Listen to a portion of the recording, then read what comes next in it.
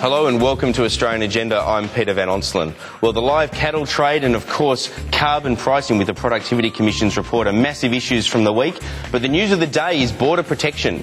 Tony Abbott and his Shadow Immigration Minister Scott Morrison are both in Nauru, and shortly we'll be speaking to the Shadow Justice Minister, the man who'll be charged with stopping the boats, about that particular trip and how they intend to stop the boats if they win government. Also, a little later in the program, the head of the ACTU, Jeff Lawrence, will be joining us out of Melbourne. First, let me introduce our panel. Legal Affairs Editor at The Australian, Chris Merritt, and Editor-at-Large, Paul Kelly. Thanks for your company. Paul, I mentioned the live cattle trade. It's continued to be a big issue this week. How are you seeing this? I think this decision and the way it was taken will rebound very much on the Gillard government. It reinforces all the doubts about the competence of the Labor government. We've had the Agricultural Minister forced to impose a ban of up to 6 months on the live export trade with Indonesia. The point is, the government was made aware some time ago of these unacceptable practices in Indonesia, and it failed to take action. It acted only on the basis of a television program and agitation from the caucus. And it's now trapped between the exporters who want the trade resumed and the animal activists who want the ban extended across the board. I think the government acted hastily without thinking through the full consequences, and that it will pay a political price across Northern Australia. The Productivity Commission report into pricing carbon, you wrote about it in The Australian yesterday. This has implications for both major parties and I suppose minor parties as well. What's your take on it? I think this report's got two big messages. The first is that it finds that pricing carbon is the most cost-effective way of reducing emissions. This helps the Labor government against Tony Abbott's scheme. It helps Labor in the campaign against Tony Abbott over the carbon tax. The second big message is the Productivity Commission is highly critical of the cost of these renewable energy schemes, in particular solar schemes, where frankly the cost is simply extraordinary. This means that Labor will be under pressure to wind back these schemes, and in particular to deny the Greens their renewable energy wish list. Thank you very much for that, Paul Kelly. Appreciate the analysis. I mentioned that Tony Abbott is visiting Nauru as we speak. Well, we're joined here by Shadow Justice Minister Michael Keenan. Mr Keenan, thanks for your company. Good morning. Pleasure to be with you, Peter. Tony Abbott is in Nauru. Is this just a stunt? Is it necessary for him to have taken the time to go and visit this himself personally? Is it realistic that Nauru is going to be opened again, do you think, even if you guys do win government?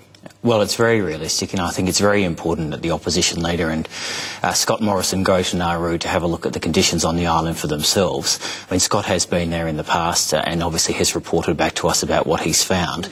But it's very important for the opposition leader to see for himself what facilities are available there, and also importantly how people who are sent there will be treated.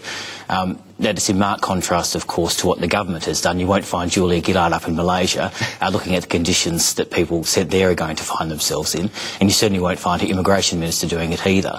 I mean, we're up there to find out so we know exactly what's going to happen. I have no doubt we're going to get onto the Malaysian solution, but just on Nauru, I wrote an article partly about that yesterday in The Australian myself, and it strikes me that it was a bit of a one-time trick by Howard in Nauru. 70% of people in Nauru ended up being settled as refugees either in Australia or abroad. It worked under the Howard government. I think few people would argue with that now in terms of stopping the boats. But can it really work again, given that people that would go there would continue to be under Australian auspice? They'd still be controlled by the Australian authorities. Isn't this a one-time chance, I suppose, that worked, but the fact that Labor unravelled it means that it's hard to put it back together? Well, it will work as part of a suite of measures that we will implement when we get into government to stop the boats.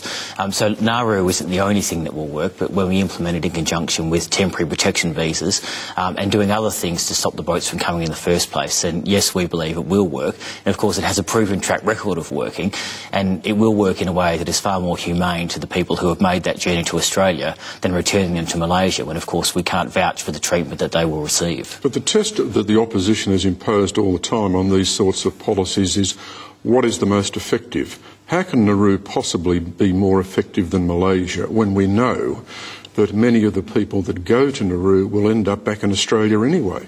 Well, less than half of the people who went to Nauru ended up in Australia, and I'm not really sure that's the point anyway. I mean, the point is it was part of a suite of measures that certainly worked to stop the boats from coming, and the empirical evidence is impossible to refute. But, I mean, surely this is the entire point. Surely the entire point is what happens to these people at the end of the day? Under the government's proposal, those people who are sent back to Malaysia won't come to Australia.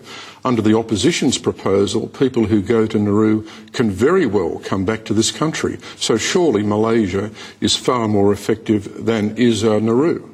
Well, I'm not sure that people who go to Malaysia won't end up back in Australia, because there's nothing from stopping you from taking that journey once again. If you're returned to Malaysia, you can of course pay a people smuggler to come back down to Australia, because Malaysia, as we know it, is one of the primary jumping off points for that. Look, Nauru is important because it stops the people smugglers model, which is to get people into Australia on a permanent basis. When we sent people there, less than 50% of them ended up in Australia, and that is a complete furphy that the government uses as a distraction to deflect from their failed policy prescriptions. So there's no reason why using Nauru as a third country processing point won't be as equally successful as it has been in the past. And if the argument is, well, Malaysia is a lot harsher on people coming to Australia, then I reject that, and I don't think that is the appropriate way for the Australian government to behave. On the budget cuts, there's been about $100 million taken out of Customs and Border Protection over the next 4 years. The biggest impact seems to be a reduction in surveillance, aerial surveillance and maritime surveillance in southern waters, particularly south of Port Hedland and south of Cairns. Would you reverse that? Well, we would certainly reverse the cuts that the government has made to Customs and Border Protection, which have been diabolically bad for that agency, which has essentially been under siege since Kevin Rudd and Julie Gillard were elected. On top of the cuts that have already occurred to the agency, they're actually cutting aerial surveillance, and that's been announced within the last budget. We will certainly reverse that when we're in government. It's very important that all of our air and sea passageways are properly policed. Is that fully costed, that reversal? I mean, if we're talking about hundreds of millions of dollars, is that something that has been coordinated? Well, it's not hundreds of millions of dollars, it's about $20 million, and of course that will be part of our policy prescription moving forward.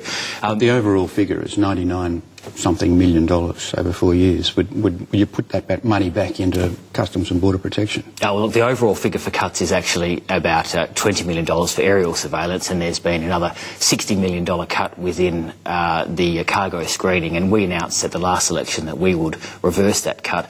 Not only would we reverse that cut, we would put an extra $30 million into that program, so more cargo screening is done for things that are coming into Australia. So yes, we'll reverse the cut, and we'll also put that extra $30 million in. I'd like to go back to the Malaysian solution. This week we had the head of Australian Customs, Mike Pizzulo, make it absolutely clear that as far as he is concerned, the Malaysian solution will terminate the smugglers' trade. What's your response to that? I mean, do you think he's got this wrong, or has the opposition got it wrong? Well, what Malaysian solution? I mean, we don't actually have a deal bedded down yet, Paul.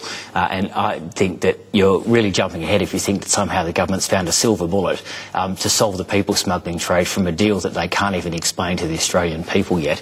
And what we have is a heads of agreement between the Prime Ministers that does not go into any detail about how... But assuming it so-called does transpire, though, you'd agree that it's a potentially awkward situation 12 months from now in the lead-up to an election if they actually do manage to stop the boats. Suddenly Nauru or temporary protection visas, they become moot points because the government, despite its problems till now with border protection and boat people, will have in fact stopped the boats through using Malaysia. Well, it's not awkward for us if the boats stop. I mean, that is what we want to do, and we're certainly not out there hoping that the boats keep coming. I mean, we want to see those boats stop, and we would be happy if the government found a way to do that. But I don't believe that this deal with Malaysia that is yet to be bedded down is necessarily going to do that. But I can't understand the opposition position. If there's one lesson we've learnt over the last 40 years in this area, it's the key to stopping the boat lies in regional agreements with Southeast Asian countries. Now, why is the opposition opposed to the mechanism which has got the most chance of working? Well, because we have a better solution, and we can. I mean, surely you're not talking about Nauru. I mean, Nauru is a joke, isn't it? It's absolutely not a joke. I mean, Nauru is a very important part of what we will do in government to stop with half the people coming back to this country. Well, I mean, the point is genuine refugees were resettled, some of them overseas and some of them in third countries. But as I said, the empirical evidence is impossible to refute that was part of a suite of policies that stopped the boats from coming. But if it's about deterrence, surely if it's about deterrence, then if half of them are going to get to Australia, another 20 or 30% are going to get to another first world nation around the world if they go to Australia and end up in Nauru. That's very different to knowing that if you end up trying to come to Australia with a Malaysian solution, assuming that they get it in place, that you're going to end up back in Malaysia at the back of the queue with no guarantees when the worldwide average for stays in refugee camps is 17 years. But as I said, Nauru is not the only plank of our policy that's going to work to do this. I mean, the reintroduction of temporary protection visas is, of course, very important also. So, I mean, we need to return to a suite of policies that we know has worked. Nauru has certainly worked in the past in conjunction with temporary protection visas, in conjunction with turning the boats back as appropriate, and we are very certain that that will work in the future. Well, let me ask about temporary protection visas.